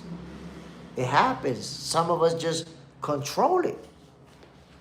But, you know, sometimes I grabbed a remote control, smashed it. I went to the backyard and punched a goddamn tree or even punched the wall. Make sure nobody see me. I have my little situations. Yo, listen. I'm going to tell you something crazy. You see how it took me 3 days to drop the first episode of Box Center, the show? In day number 2, I had spent like 4 hours editing, adding images, adding music, and just editing. I added a bunch of stuff to it. And after spending the whole morning doing that, my bad, the whole night. Like I went to sleep at 2 in the morning, bro. And after spending all that time, all the edits that I had done, my phone turned off on me. I didn't realize the battery was low. The phone just turned off. Yo, when I turned the phone back on, all the work that I had did up until 2 in the morning, it didn't get saved. Didn't get saved. So I was tired as hell. I wanted to go to sleep. But I just kept working on that because I wanted to drop the show. So imagine, yo, 4 hours, 5 hours, boom, boom, boom, and didn't get saved. Bro, when I realized that shit didn't get saved, I got so mad. My tears came out. I went to the backyard, threw a few punches here and there, broke a couple of things. And I was so frustrated, so hurt, so mad. All my hard work just disappeared like that. And look, I spent 3 days busting my ass for that shit. Go look at the first episode of Box Center the show. That shit got like 30-something like 30-something views. 40-something views. Shit like that, yo, it's frustrating. I even said to myself, you know what? I'm not gonna do this shit no more. I can't be spending 3 days working on a video and then nobody's gonna see this shit. But it's hard. It's hard to deal with shit sometimes. Wes Dustin, J. Smith, editing videos will definitely make somebody crash out. Been there, bro. You imagine your 4 hours non-stop for the shit to not be saved? I'm surprised I didn't grab the phone and smash it up against the wall on the spot. For a second, I almost did that. Bang! Just smash that shit. Grab the laptop. Bang! Smash that shit too. But then I was like, no, I gotta calm down. I gotta calm down. Hold on. Shit happens. Let me regroup and keep working. That's the reason why it took me 3 days. I would have did it in 2. But it took me 3 days because I lost a lot of shit. Shot cool hands. It came out nice, bro. I appreciate it, fam. John Parham. We take for granted a lot of things in life. We don't even notice. For example, being in the house with electricity in this weather, even though we may struggle to pay the bills. You see, that's the thing. And I think about that myself. Like, yo, you got a home. You got your family. Y'all sleeping comfortably, a nice bed, nice little TV, a nice kitchen, a cooking, all this. There's people out there that don't even got a bed to sleep in, sleeping in the floor. There's people out there who don't even know what they're going to eat for breakfast because they don't got money for breakfast. It's just, let me see what happens today. Let me see. Somehow it's going to happen for me. Yo, I went to the countryside with my pops, and we went to visit this old lady.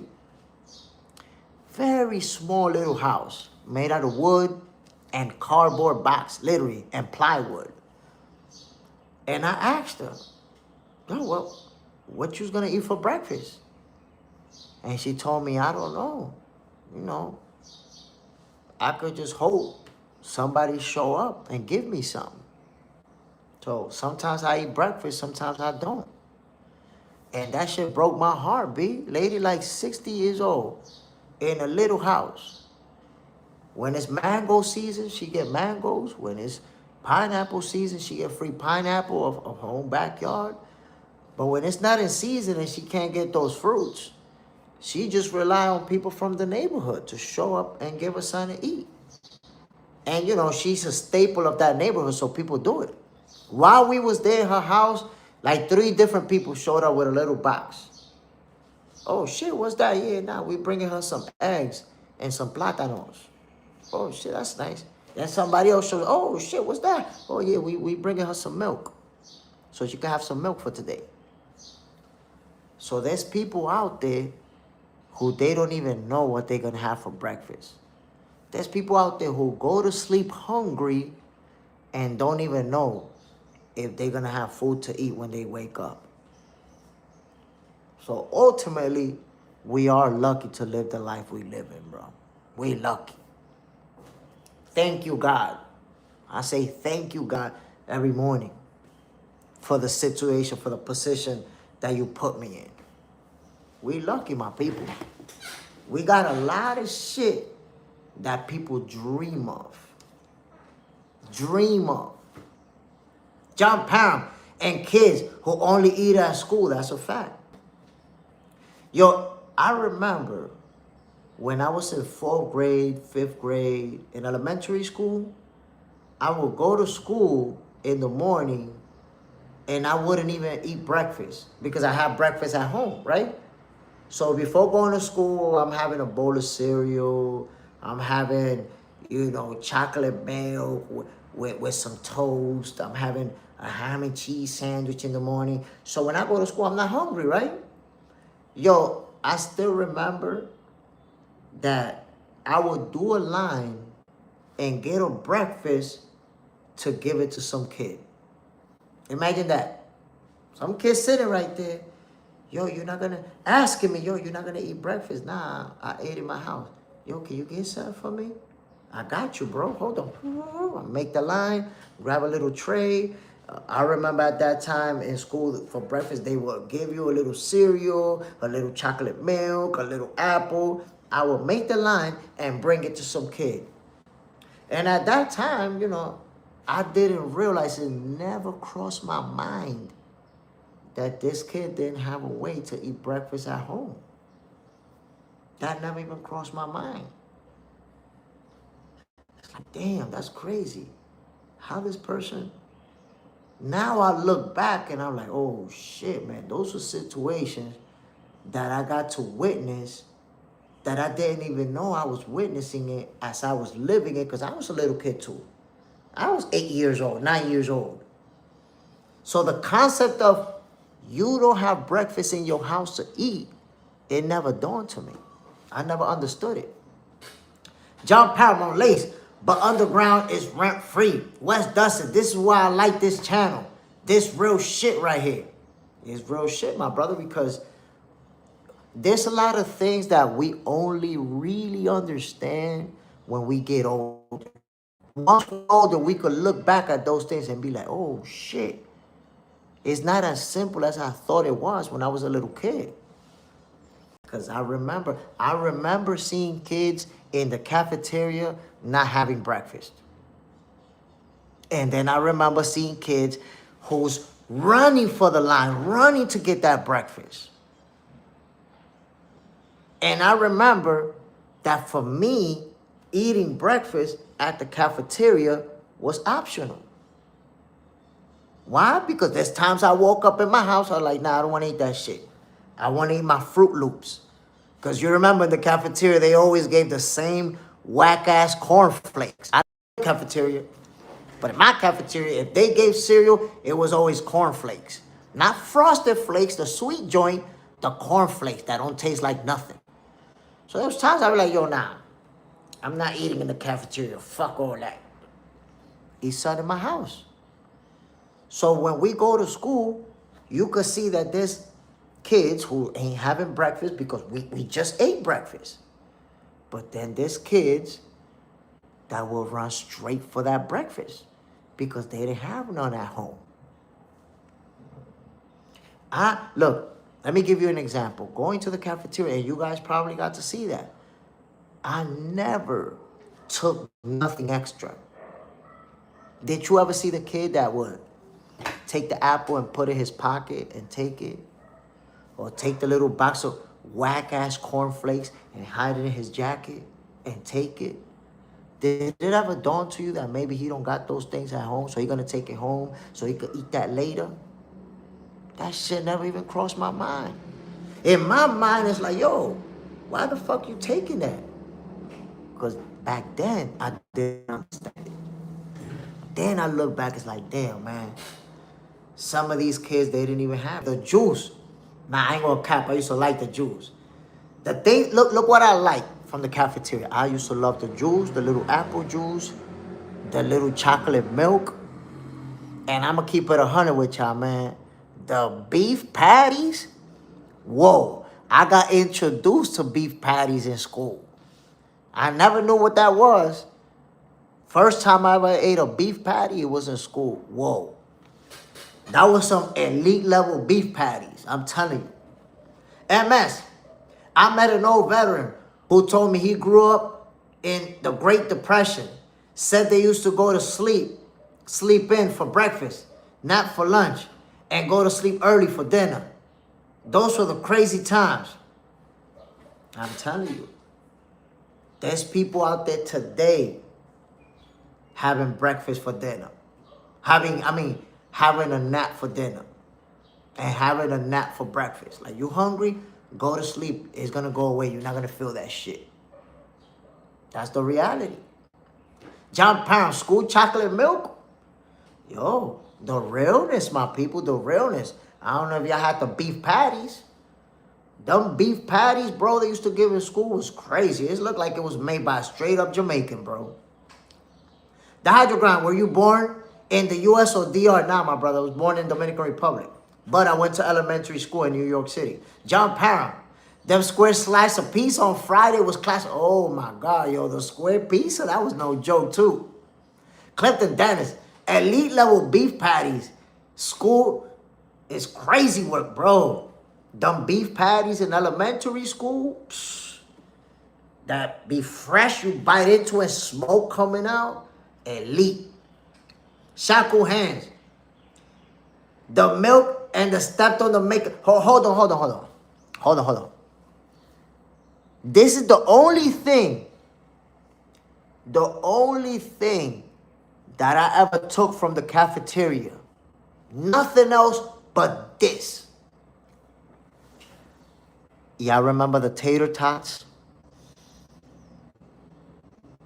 Y'all remember the tater tots? I used to grab the shits, boop, put them in my pockets. Then be in my classroom, looking like I'm balling. Listening to the teacher eating my tater tots. Ooh, the tater tots was the shit, my peoples. If you didn't have them tater tots, man, you don't know. Out booger facts, Jay. Them PS beef patties used to... Bro, I'm telling you, in elementary school, the beef patties was crazy, bro. It's like, y'all got a Jamaican in the back making these things? God damn. And the tater tots, next level, bro. The tater tots was crazy. I used to put them shit in my pocket. Eating them shits full of lint. Full of lint. And fucking cotton balls. Clifton Dennis, the only thing I remember that was good was tacos. And they had like pasta, ziti, spaghetti thing. Nah, yo, I never made that. During my time in elementary school, I never got to see tacos. Marie de Bruin. In the Netherlands, we bring our own food. We don't got the system y'all got in America and some other countries. So that's the thing. In elementary school, I don't know if that's changed. I don't think it has. You're not allowed to bring your own food. You can't bring it. You have to eat what they have in the school. John Parrow, y'all remember the Chili Mac? In high school, I got the Chili Mac. Not in elementary school. I got that in high school. So check it, my peoples. Because we digress. Y'all over here making me hungry. Now I want to go get me something to eat because of y'all. Now I wish I had some tater tots. I wish I had one of them little chocolate milks. Elite. And the beef patties, man. That's what comes to me the most, the beef patty. Shit real. My peoples, Saturday night, remember, I will be calling these fights. I will be giving you the action. Shakur Stevenson and Teofimo Lopez. Remember what I told y'all, man. This fight is not going to be boring or nothing like that. Wes does it. Limbo tater tots is diabolical. Oh, you ate those too, bro? I don't know. Maybe the little cotton balls on it gave it a little extra spice. They was good still. It was good. Tater tots was no joke, my people. Look, up until this point, Every time them tater tots come up, everybody who had them is like, oh no, that was elite. Elite level shit right there. I still haven't heard the first person tell me, nah, I didn't like the tater tots. Hell no, them tater tots was the shit. I'm gonna have to learn how to make them, B. I'm gonna learn how to make them, and I'm gonna make some tater tots over here. Marie, what's better for poor ones? It's better to get food on school, but for the ones who can't afford, it's better to bring your own food. Shit, you know what you're eating. Oh, that's a fact. But again, in some schools, I don't know if anything has changed in New York, but before, you could not bring your food. That wasn't even an option. John Parham, in high school, I always said Burger King or ate Papa John pizza at school. Whoa. Burger King was and it's still the shiznit. The hydro grind. My breakfast was coffee or hot chocolate with bread. The hot chocolate with bread is a classic with us Dominicans, but in my case, it was cold chocolate with bread. I've never really been a fan of hot chocolate like that. Cold chocolate is my favorite though. Underrated. Well, I feel like now that stuff they feed us wasn't real beef or nothing in high school. I left and went to store and came back in high school. The hydro grind DR. Marie. The hydro grind Europa. Side. Damn. They had Papa John's in your school, John Parham? I think they had it close by, within a walking distance. Side, school meals were garbage in the UK. But you know what I noticed? And I don't know if it's the same, but school meals, when I was in elementary school, was the shit. And then I remember taking a kid to school, to my same school where I used to go to, after I was already in high school and out of high school, and the shit was trash compared to what we was getting. It's like we was getting a full tray or full course meal type shit. Because I remember we would get the cereal with the milk, the beef patty, a little bun, or a little like a hash brown. Like we got a tray full of a little bunch of. And then when I took this kid to school, the breakfast was like an apple and a juice. Like, what the fuck? An apple and a juice? That's it? So shit changed. When them budget cuts came through, that breakfast wasn't looking the same no more, bro. I think they been stopped giving. I think they don't even give the beef patties. That's done. They don't even do that shit no more. It's kind of like flying in a plane. Like, if you flew on a plane in the 90s, bro, you was getting like a 6-course meal. They coming in with this big ass tray with all these different little options. Then they coming back with a little dessert. Then they coming back with the little cookies. Man, now you get on the plane, you get peanuts. Take these peanuts, motherfucker. You eat when you get to the airport. You could get a $50 sandwich when you get there. Shit different, my people, these days. Yo. Man, that's one thing that I miss. When I still remember, when I was in high school, I used to, you know how much I used to get? $2. $2. And I was balling out of control, bro. With them $2, I was, think about it, in high school, with them $2, I was buying buying 2 slices of pizza, buying my soda, buying some chips, buying gum, and then I'm spending 45 minutes in my lunch break playing Street Fighter Champion Edition, playing the first Mortal Kombat. So I got money for food and video games. Now, what the hell you gonna do with $2? what you gonna do with that? You're gonna go hungry. That's what you're gonna do. My peoples, I'm about to get the hell out of here, but before I do, I want to give a shout out to everybody who tuned in. We didn't get to 30 likes. We tried. We tried to get to 30 likes, but we couldn't do it. But I want to give a shout out to everybody who hit the like button. I want to give a shout out to everybody who show love, who support. And my peoples, remember the first episode of Box Center, the show, is out now. I'm going to keep it real with y'all. Look, I spent a lot of time. The part of recording it wasn't hard for me at all. I recorded the show in an hour. But the editing process, 3 days, my peoples. I worked really hard to get that show done. And right now, I think it got like 30-something views. If that thing doesn't get no views, I'm not going to do another one no time soon. I wanted to do it every week. My plan was, I'm going to do this every single week. But, I can't subject myself to 3 days worth of work, to get like 50 views. And that means nobody really watching it, nobody really paying attention to it. So we're going to keep grinding. We're going to keep working hard. And I appreciate it, my brother. The people who have seen the first episode, they've been telling me, and I'm getting a lot of messages of support. People telling me, I loved it. Somebody told me, I was going to watch the first few minutes just to see what it's about. And I ended up watching the whole 30 minutes, Jay. I ended up watching the whole thing. This shit is fire.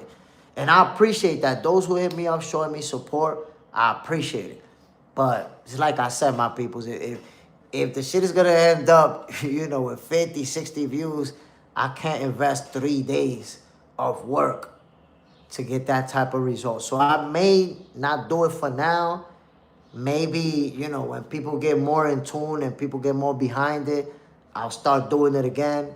But I can't do it every week. I can't bust my ass going to sleep at 2 in the morning, waking up at 5 in the morning for nobody to watch it for. Not nobody. There's people watching it. But 40, 50 people watch it. It's like the majority of people subscribe to this channel. It's not paying no mind to that shit. That's tough, my people. Once again, salute to everybody who tuned in this morning. John Parham, The Hydro Grind, Wes Dusset, Sai, Toy Mafia, Al Booger, On Lace Kicks, MS, and everybody else who tuned in. I appreciate you, my peoples. Y'all already know what it is. Clifton, Wes Dusset, don't give up on it. You get more efficient edits, and it will build up. Appreciate it, my G. No doubt. Clifton Dennis, I don't even know what you talking about. You got a regular video? Yes, sir. So I dropped that video on yesterday morning. So if you have time, check it out. Box Center, the show, it's a 30-minute video. So it's a full-length show from beginning to end with an intro, with everything. I'm telling you, 3 days, bro. 3 days busting my ass to get it out there. And nobody's seen it. So that's why I say it's hard for me to say I'm going to do it every single week to get that type of result. That sucks, me. That's tough. That's tough. That's really tough. And Wes Dustin, I feel you what you're saying, but here's the thing. Like, when it comes to editing, I'm pretty good at that because that's what I do for my job. I'm actually a professional content creator. Now, the content that I create, for my work has nothing to do with boxing. It's related to customer service. So I know how to edit. I edit pretty good. But if you've seen the video, you're going to notice there's a lot of images. There's a lot of video on there. And it takes a long time to compile all of those things, because I want it to fit perfectly within what I'm doing. So the process of searching for, uploading into that's really where it's the most time consumption. So I'm going to leave you guys. Hold on. Bam. Why not? Let me say goodbye with a decent background image that you guys may appreciate. Wes Dustin, a lot of good background shots. You tied the clips in great, bro. Appreciate it, Wes Dustin. Hold on, are you talking about these background shots or the background shots from the show? Because some people acting like these are the best background shots. JJ said that word of the day, take care of your ass. Now listen, word of the day, my peoples. Oh, the show, okay. So, word of the day, my peoples, and I said it earlier, do not fall in love with a stripper. A stripper will make your ass crash out. Tank Davis is not the first, and it's not going to be the last dude to be crashing out for a stripper or a bottle service girl or a girl that works in a gentleman club. They'll make you crash out. Don't be spending all your money on no stripper. That'll make you crash out. How you think you're going to feel if you've been giving money to a stripper and she got you thinking that you're the best guy she ever met, the coolest guy she ever met, the nicest guy. You're different than everybody else. And then you find out that you're a goddamn trick. You might crash out. People crash out because of that. So once again, my peoples, don't fall in love with a stripper. Don't be crashing out.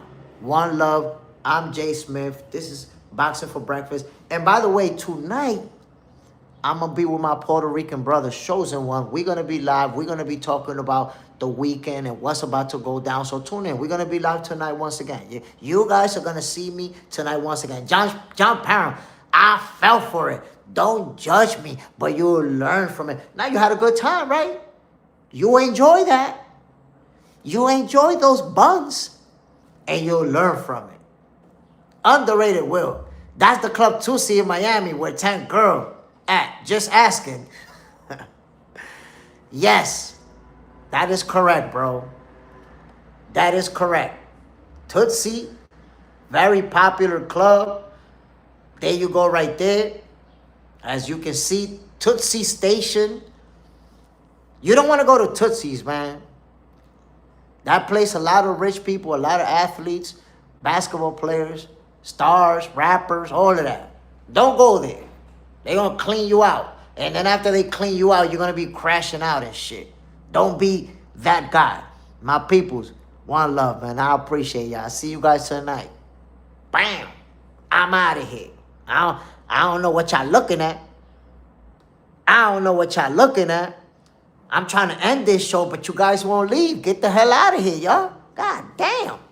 Usually when I start saying goodbye, everybody just leave. This time, y'all just trying to stay around. What the hell going on over here? Clifton Dennis, those cheeks behind you hold too much power. It's really crazy. My people, look, we got 28 likes. Get me the 30 likes, man. Get me the 30 likes. I'm giving you the shot that you want to see. Yo, I'm out of here, man. One love to everybody. No screenshot, goddamn motherfuckers are screenshotting this shit. At least remove the Boxing for Breakfast. If you're screenshotting this, at least remove the Boxing for Breakfast. I'm out of here, my peoples. One love.